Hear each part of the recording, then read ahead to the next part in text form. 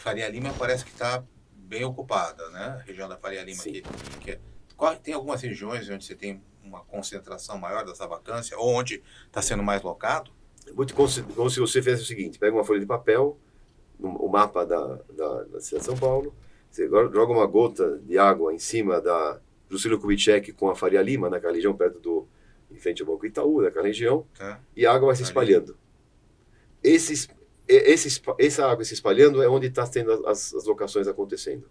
Conforme vai se preenchendo esse espaço, os próximos espaços vão se preenchendo também. Sempre o mais próximo do epicentro. Eu vou chamar assim o epicentro, que seria próximo ao Banco da Faria Lima, um pouco antes da Juscelino, mas naquela região, mais ou menos assim. Para quem não é de São Paulo, assim, é a nova região do mercado financeiro, que é uma artéria importante que foi desenvolvida, né? Também, se você me permitir, até vou Lógico. fazer uma coisa que eu gosto de falar às vezes assim. Como é que se criou esse epicentro, sendo na região da Juscelino Kubitschek com Faria Lima? Vou voltar lá no 1920. Ali Ipiranga com São João. Uhum. Você não estava nascido, não vai lembrar. Então, nem eu estava. Então, lá era o centro de São Paulo, Ipiranga, São João. As grandes empresas iam para lá. Tinha até o Mapping perto de lá. Empresas, isso muito tempo atrás. Votorantim, Banco do Brasil. As empresas nacionais se estabeleceram nessa região.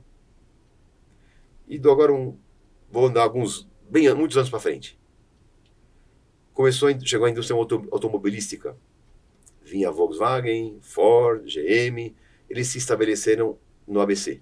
Por que no ABC? Porque era mais próximo ao Porto de Santos. Então chegava maquinário em Santos, subia a serra, o primeiro local próximo da serra era ABC. Então se estabeleceram as empresas multinacionais automobilísticas daquela região. Quando eles foram até lá, muitos executivos eram oriundos de países, Alemanha, Estados Unidos, eles tiveram que morar por aí também. Aí que criou a Chácara Flora, criou a Chácara Santo Antônio, começou a criar escola suíça, se instalou lá, uma escola alemã, o Chapel School, começou a ter uma comunidade, chamada-se internacional. Os imigrantes, os estrangeiros que vieram ao Brasil naquele momento. Ficaram naquela região. Alguns anos em seguida, começaram a vir as indústrias farmacêuticas, também multinacionais. E já que tem escolas nessa região, devido à turma que veio da época da indústria automobilística, a indústria farmacêutica, vamos colocar nossos executivos dessa região também. Então, as farmacêuticas também foram se espalhando naquela região, próximo à represa Billings, toda aquela região. Um monte de farmacêutica, porque já era onde ia morar na Chácara Flora, esse estrangeiro. E nesse mesmo movimento, do centro começou a ficar um pouco mais povoado, começou a ter a Paulista, já em 70. A Paulista, o Banco Safra, construiu na Paulista com Augusta. Saiu do centro para Paulista. Por outro eixo, tá? Lá era o melhor lugar para estar. Maxúdio, Hotel Maxúdio, que era referente ao hotel mais chique. O mais chique que era na Ipiranga com o São João, passou a ser o mais chique da Paulista. Era o mais desejável. Todo o escritório o Banco Safra, o José Safra comprou na esquina. Citibank estava lá. O Citibank foi para lá. Então, são prédios, regiões as mais privilegiadas, as mais importantes naquele momento.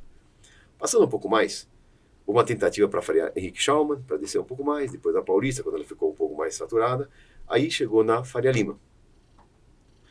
E começou a ter uma migração para a velha Faria Lima, né?